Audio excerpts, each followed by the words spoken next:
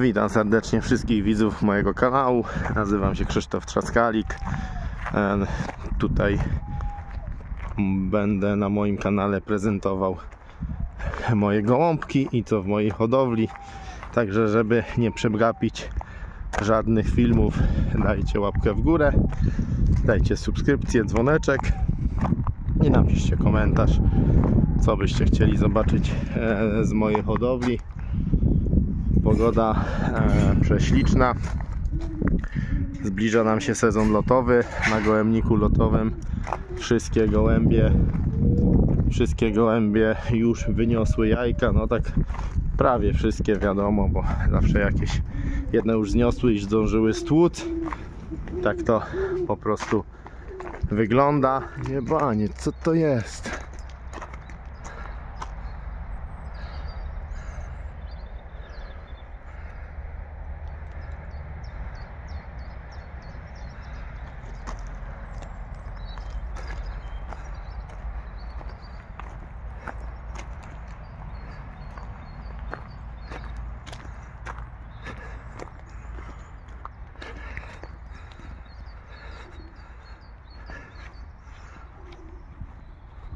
Co to jest?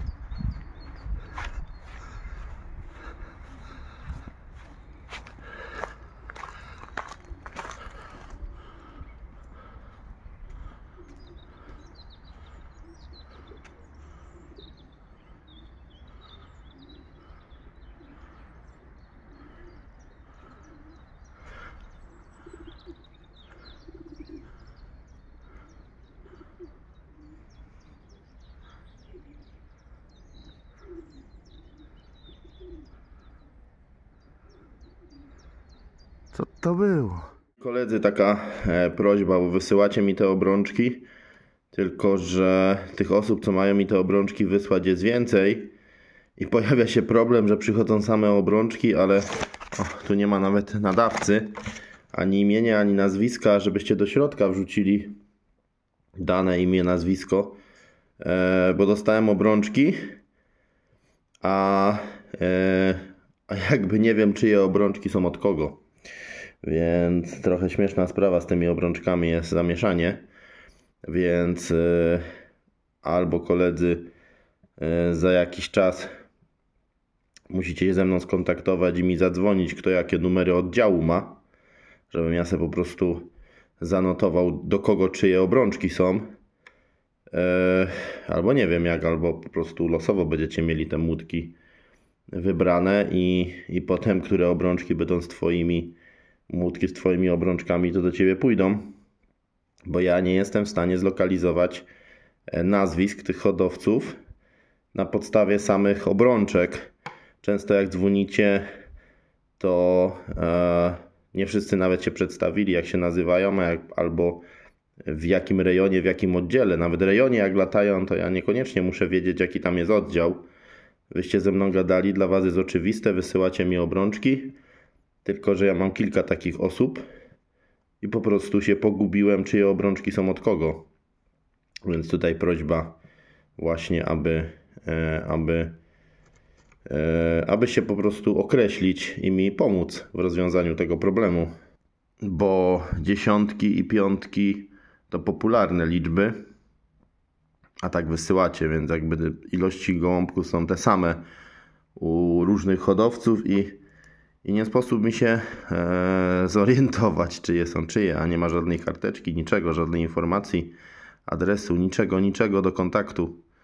Więc musiałem po prostu szukać tych hodowców teraz po obrączkach, czyje to mam, więc proszę o kontakt tych, co mi wysłali obrączki. Ja sobie tu kolekcjonuję je w kopertach, ale niedługo będzie trzeba je już zacząć używać, więc i obrączkować, bo młode się zaczynają kluć, więc za parę dni będę ruszał z obrączkowaniem, tak za tydzień. Jeszcze z tydzień czasu jest, ale za niedługo będzie ruszać robota i praca z obrączkowaniem. Karmię gołąbki, dostaję tu właśnie ten pokarm, który pokazywałem. Jest to mieszanka 3 faz, bo będą się niedługo młode kluły. Jeszcze są jajeczka, ale już tak delikatnie im karmę poprawiłem. Tu jest właśnie czerwony, To miała być samczymiczką, a jest samczykiem, więc niepotrzebnie jest tu, jak to się mówi, przełożony. A tak pokażę kilka możliwych młodych, jakie będą dla kolegów, jakie tu mam zestawienia par. Więc tutaj jest samiczka, wnuczka szaleńca, która zrobiła w jednym tygodniu w niedzielę konkurs 1000 km z Brukseli, a w sobotę konkurs 750 km, czyli w ciągu tygodnia 1800 km w konkursie w ciągu 6 dni. Naparowana na syna bazowej pary, jego siostra roczna 9 konkursów, kolejna roczna 10. Z mojej bazowej pary Rudy, syn szalonej, czyli jest to wnuczek szalonej, wnuczek, syn sztolki starej bezpośrednio, wnuczek Rudego 207 naparowany na wnuczkę szaleńca. Tutaj wyżej najlepszy lotnik oddziału z 2017 roku, syn mojego Kubusia, tego rozpłodowca, naparowany na Rudą. Tutaj samczyk z 2012 roku z linii ludoklasensów. Wspaniały samiec, który jedynkę ma na koncie na oddział. Za czasów jeszcze był lotowany, bo później, tak jak wspomniałem, samcami nie lotowałem. Tu jest Ruda. O, przepiękna Ruda. Przepiękna Ruda naparowana na... Tu będą na pewno piękne młodziaki. Naparowana na syna Van Luna, który miał jedynkę na oddział. Także tu jest ta przepiękna Ruda naparowana. Tu jest naparowany syn szaleńca 4444 na siostrę trzeciej lotniczki okręgu. Tutaj naparowana córka szaleńca na... O, tak może będzie łatwiej. Córka szaleńca naparowana na syna Van Luna. Syn Van Luna ma jedynkę na koncie. Oczywiście już nie lotowany, bo ja samcami, te starsze samczyki są nielotowane. Ojciec, oba zresztą są z 18 roku. W ten sposób to wygląda, jeśli chodzi o takie bardzo ciekawe pary. Tu jest córka Van Luna na jednego z synów Kubusia, na brata tego rozpłodowca. Co więcej, jest to matka gołębia, który od kolegi, roczna samiczka po niej zrobiła 9 konkursów bezpośrednio. Po tym samym samczyku w 18 roku był trzeci lotnik oddziału, więc to już samica sprawdzona w rozpłodzie, córka Van Luna z 18 roku. Tak jak wspomniałem, w zeszłym roku jej córka roczna 9 konkursów. No właśnie z tego połączenia ona razy ten samczyk, czyli jakby pełna siostra tych młodziaków, tych jajeczek, na których siedzi. Tutaj córka szaleńca i starej czarnej z 18 roku, super samica naparowana na wnuka szaleńca, czyli syna 13 super rozpłodowej samicy. Także można powiedzieć takie imbredy nawet na linię szaleńca. Tutaj samiczka, co jako roczna zrobiła 9 konkursów. Nie wiem, czemu ona zawsze gniazda robi na ziemi, ale ona jako roczna miała 9 konkursów, więc jej siostra była 7. lotniczką Polski.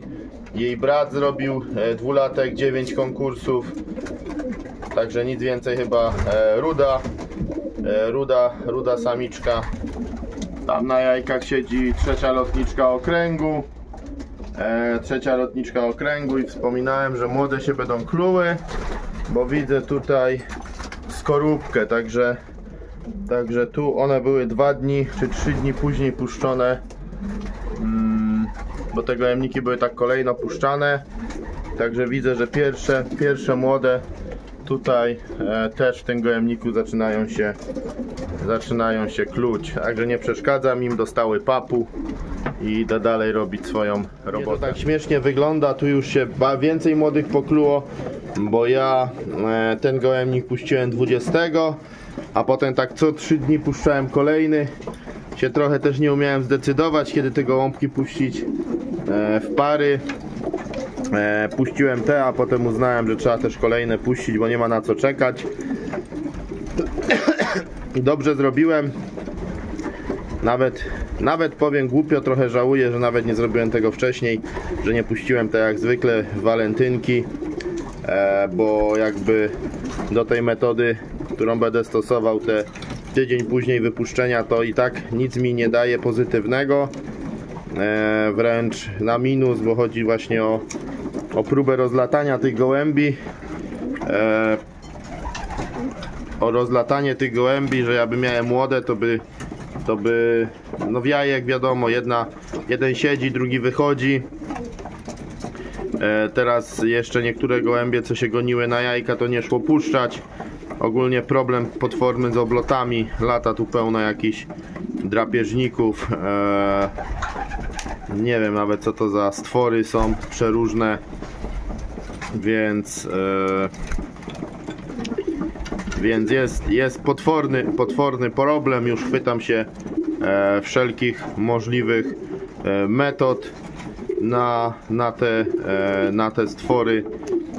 Po południu będę chciał gołąbki wypuścić na oblot. Spróbuję zastosować nową metodę, tak powiem, nową metodę przy oblocie, co wam zresztą pokażę. A teraz tu karmię, tu młodziki słomę mają nagromadzoną, poklute. Ja będę im wszystkim do gniazda zaglądał, ale wszystko się tu ładnie już pokluło, a na tamtym gołębniku, co byłem przed chwilą, zaczynają się lęgnąć. O, tu największe są takie, stąd jakby ta prośba moja odnośnie właśnie tego obrączkowania. Jeśli chodzi o roczniaki, to roczniaki były na końcu puszczone, mają jajka, ale pod roczniaki będę podkładał zaobrączkowane młode, czyli o to chodzi, że młode z tych starych gołębi będą przekładane, będą rozkładane po jednym, jak zaobrączkuję, więc jajka z podroczniaków będą wyrzucone. Tam są roczniaki na roczniaki, jedne już poniosły, z 2-3 pary tam donoszą, ale tym się w ogóle nie przejmuję, tymi rocznymi, ponieważ jak tutaj będę obrączkował, to tam gdzie są 2 z gniazda, to po jednym będę zabierał i po takie jajeczka przed kluciem czy na kluciu będą robione podkładki podroczne, także roczne po prostu będą pracowały jako mamki. No a próbnie wypuściłem mewki, żeby sobie poskakały, bo ostatnio od razu 5 minut po wypuszczeniu był zaraz atak jastrzębia, więc wypuściłem meweczki. One będą siedziały sobie i po południu jak wrócę, puszczę gołębie lotowe. Zobaczymy czy będą mogły bezpiecznie tutaj sobie siedzieć. Będę obserwował, co się dzieje, chociaż one siedzą głównie, nie latają, tam 2 kółeczka zrobią, ale one się przyzwyczajają do okolicy i też są zresztą oblatywane, żeby się poparowały, także są wypuszczone, no i tu sobie przesiadują, także puszczam tylko mewki, a po południu będą wypuszczone gołąbki. Jak wszystko będzie ok, to po południu będą puszczone mewki, te lotowe gołębie. Tu już właśnie w gołębniku nie ma mewek, tu są jedynie luźne samce, które mi robiły problem, bez samic z rozpłodu. No i tutaj właśnie będę też odkładał gołąbki, które samczyki, które jakby będą rozdzielane od samic, które będą, jak się to mówi, niepotrzebne. Obok pójdą samiczki. O, jest wyczyszczone, odpoczywa ten gołębnik. Na obok pójdą tutaj młodziaki jakieś, które będą czekać też na klientów, którzy tam sobie chcą później odebrać, bo jedni chcą do rozpłodu, żeby im przetrzymać, to tu pójdą później młodziaki, będą czekały. Także jeden przedział na młode, jeden na samice z rozpłodu i jeden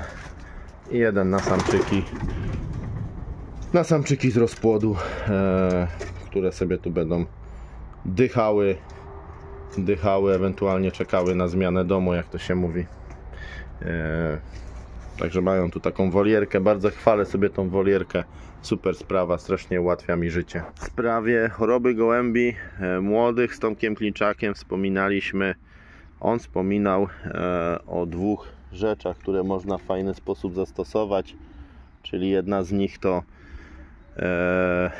dodawanie bebiko, czyli mleczka dla dzieci w proszku do grytów, MMek, żeby te gołębie mniej grytu pobierały i żeby wtedy nie było biegunek, nie było choroby lęgów tak zwanej, czyli żeby biegunki się właśnie u gołębi nie pojawiały. Ja też mam taki gryt rozmieszany, rozprowadzony, po prostu mieszanka mineralna, gryty z dodatkami, po prostu żeby to było mniej słone i łagodniej to gołębie pobierały. Dodatkowo podaję to odmierzone, żeby się nie przeżarły te gołębie. W ten sposób ten gryt wygląda. Są tu oprócz grytu, kamyków, ale też dodane właśnie i ten, mam go tu? Nie mam. I humus, i kolostrum, i proimmuno, także probiotyki, mleczko w proszku dla dzieci, mieszanka mineralna i gryty, parę rodzajów pomieszane. Ja to mieszam, jest takie rozrzedzone, kilka rzeczy i to podaję gołębiom po prostu. No i to mi się sprawdza, bo gołąbki są młode. Drugą metodą, którą tam był podane, żeby gołąbki właśnie młode nie miały rozwolnienia biegunek, było podawanie maślanki, kefiru do picia gołębiom rozpłodowym, więc ja właśnie w ten sposób to robię, że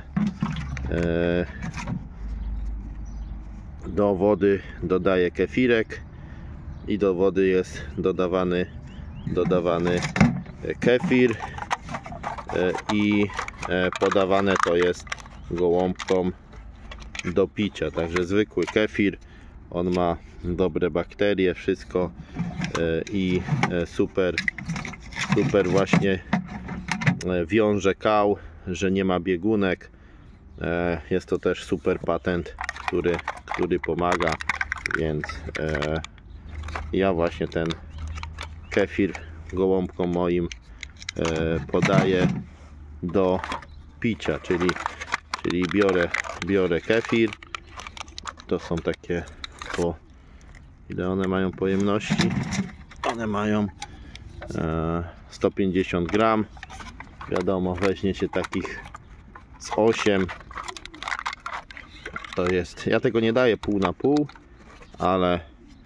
ale bo pół na pół mi to wolę dać trochę rzadsze, lepiej mi to piją, ale jak najbardziej podaję tak, żeby wypiły i super się to u mnie sprawdza. Kał u tych młodych jest potem fajny. Właśnie maślanka działa u gołębi, właśnie związuje kał i jakby zatrzymuje biegunki, to co by się mogło wydawać jest szkodliwe, Więc o, ja mam takie czasami kefirki, czasami maślankę. Chodzi o to, że mają dostarczone dobre bakterie. Wypełnimy wodę i potem, tak jak żeście już nieraz u mnie to widzieli, pójdę to podać gołąbkom. Ciężko pokazać, jak się nalewa jedną ręką, ale o, tu mają w pojniczku gołębie rozpłodowe nalane, wyszły sobie na słoneczko. Mam te pojniki i ja im po prostu do tych pojników to nalewam. Takie białe, woda z maślanką. Jak mówię, jedną ręką bardzo ciężko to pokazać. O, no i tu gołębie to mają do picia. Ja mówię, mutki się fajnie przy tym chowają. Miska, bo słomę im jeszcze ostatnio dołożyłem. Tu widać, wypadło.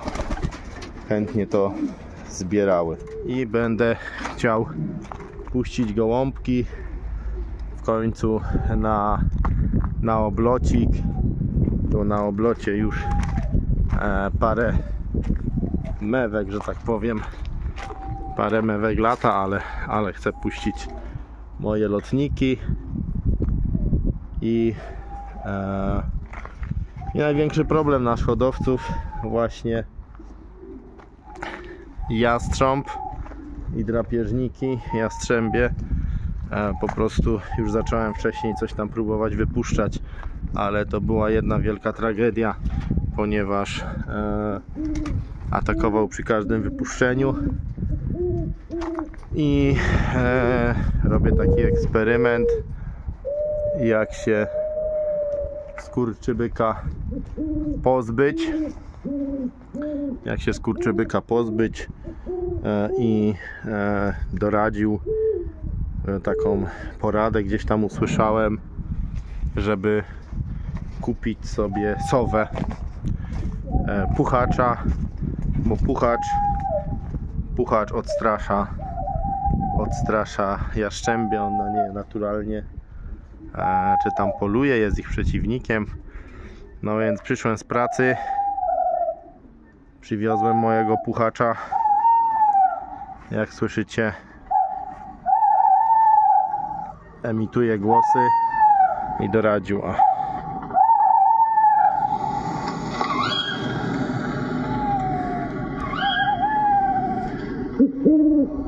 Nie wiem, czy to będzie działać, ale tak słyszałem, że podobno działa, bo puchacz jest, sowy są wrogami jastrzębi i mam taką nadzieję, że po prostu skurczybyk się nie będzie zbliżał, jak będzie słyszał sowy. Podobno tak się też odstrasza ptaki, są takie urządzenia do odstraszania ptaków, które też emitują dźwięki jastrzębi, żeby te ptaki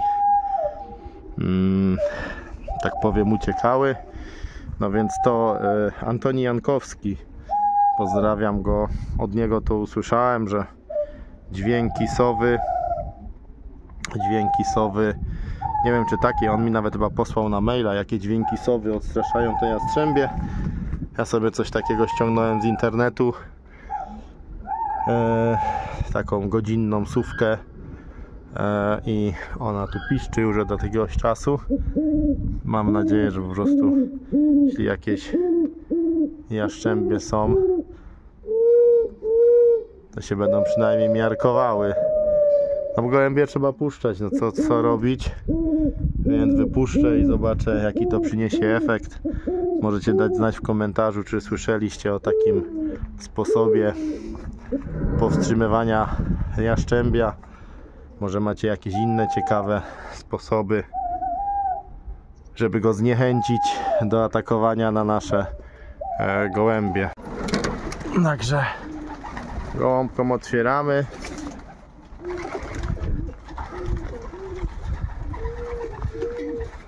Zawsze to mogę wyłączyć, jak się gołębie będą bały. Ale no, dam im wyjść. Jajka mają poniesione. Już się nie trajbują, więc no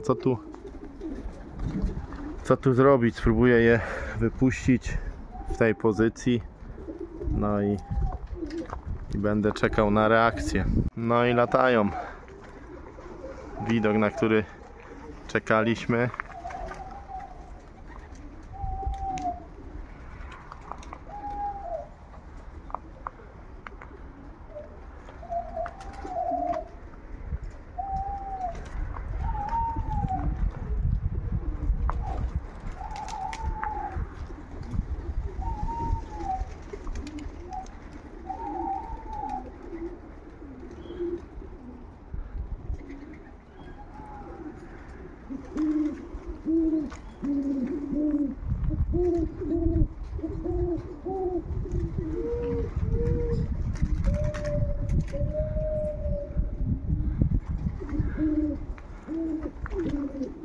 Ja ich nie będę trzymał długo na podwórku, parę wyskoczą i za chwilę ich zawołam, tylko żeby pierwszy skrzydełka rozprostowały i tyle. Nie będę tam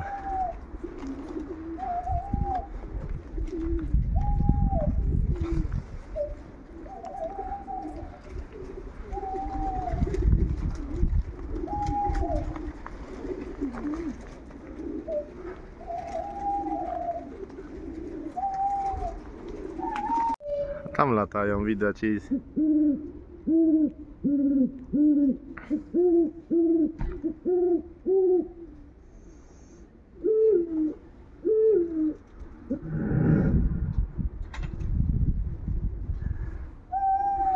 tak dziwnie latały tam i z powrotem. Ciekawe, czy to dlatego, że ogłupiały.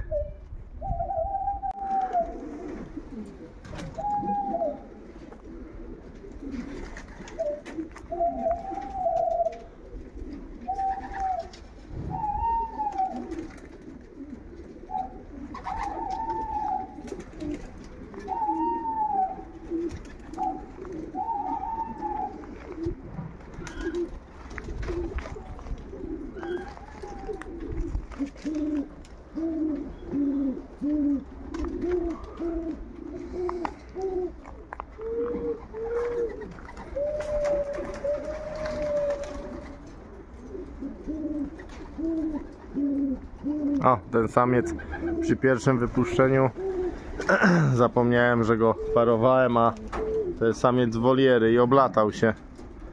Syn szaleńca z woliery też lata. Ach, jak kurczy. A czy on za młodzika tak dokładnie to był oblatany, no potem parę lat był zamknięty, więc to nie jest tak, że w ogóle nie latał. On po prostu za młodzika chyba nawet był lotowany na lotach, a później zamknięty do rozpłodu. Co to?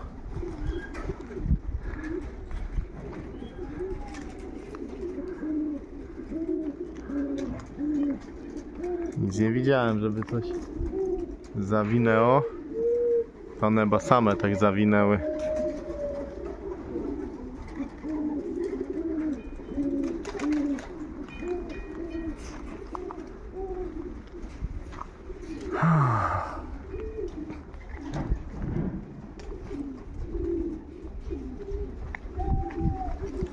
A będą nerwowe te pierwsze obloty na parę minutek. Tylko będę otwierał i będę wołał na karmę. Kto chce, to wyjdzie sobie.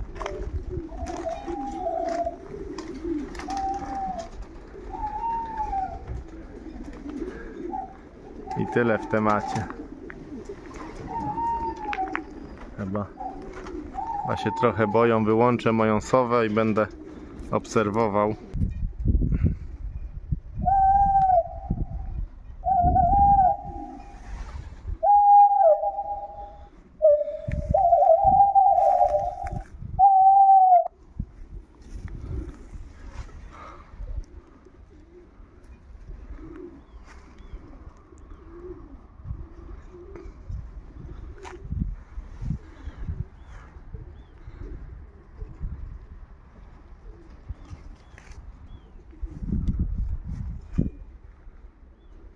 Coś tam piszczy.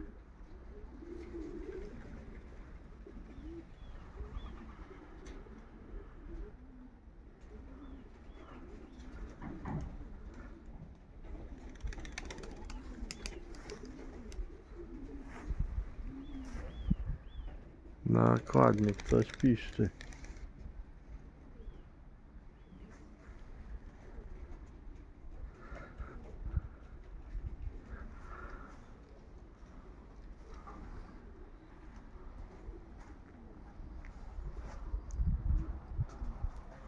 A wysoko co to leci?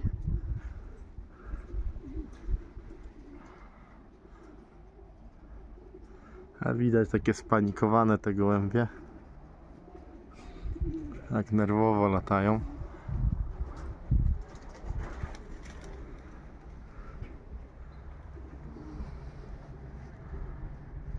Co lata to lata.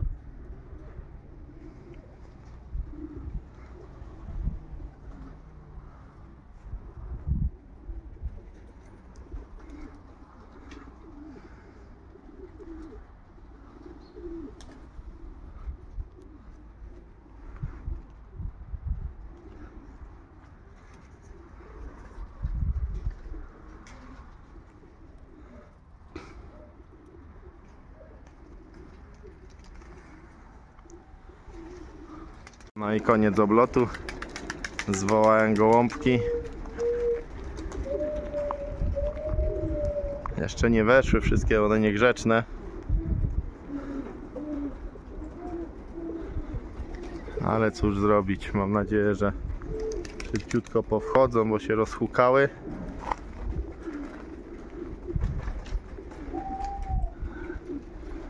Za chwileczkę, że się je pościąga do gołębnika.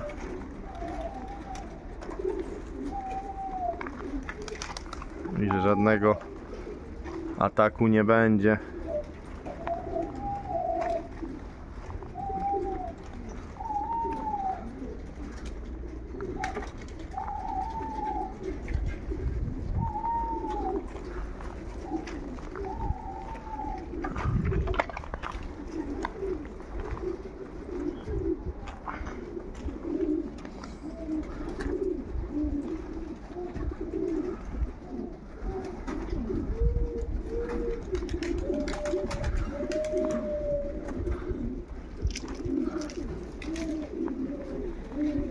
Powinno za chwilę się uspokoić i być wszystko w gołębniku. No, się deptają. Jak mówię, jedne się wytrajbowały, jedne już zdążyły potłuc jajka. Także a tak niby są sparowane, niby tego. No, ale będą miały różne pozycje. Niektórym tam co się przytrafi, to będą miały z klaskaniem w powietrze, po deptaniu.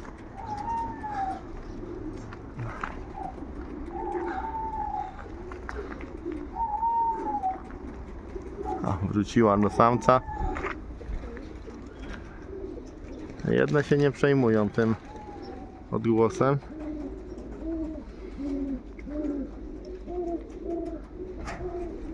Cieplutko, to szaleją.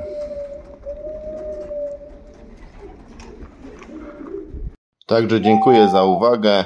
Zachęcam do subskrybowania kanału. Zostawcie komentarz pod tym filmikiem. Dajcie łapkę w górę, jeśli Wam się podobał. Jeśli macie jakieś swoje sposoby na nasze bolączki, to dajcie mi znać albo w komentarzu, ewentualnie prywatnie na telefon 513 812 854 lub na Messengera, ewentualnie na WhatsAppa. Może macie jakieś swoje sprawdzone metody na ten problem, który nas hodowców dotyka. Ja tu właśnie takim sposobem, jakim usłyszałem od kolegi Jankowskiego, jeśli nie przekręciłem nazwiska. No i zobaczymy, czy to będzie w jakiś sposób skuteczne. No już brzytwy się chytam, żeby w ogóle cokolwiek umieć wypuszczać te gołąbki. Nie wiem, czy w sposób śmieszny, zabawny. Brzmi logicznie, więc zobaczymy, jak to się będzie sprawdzać. Także zapraszam do komentowania. Jeśli komuś sposób się spodobał, to bardzo się cieszę. Może Wam się to przyda. Pozdrawiam serdecznie. Dobry lot.